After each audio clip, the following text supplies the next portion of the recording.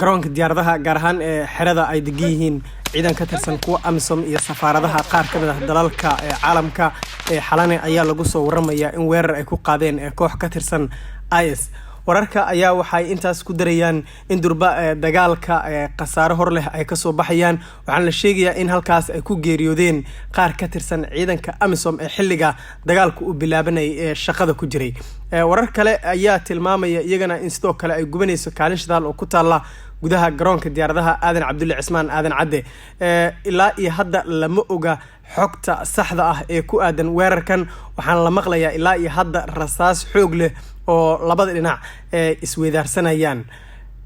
ragga weerarka soo qaaday ayaa wararka waxa ay sheegayaan in ay ku labisnaayeen dareeska ciidanka dowladda federaalka Soomaaliya taasoo u sahashay in weerarka ay ku soo qaadaan ilaa iyo hadda waxa hakad ku jira shaqada gudaha garoonka aadan cabdulle cismaan aadan cadde waxaana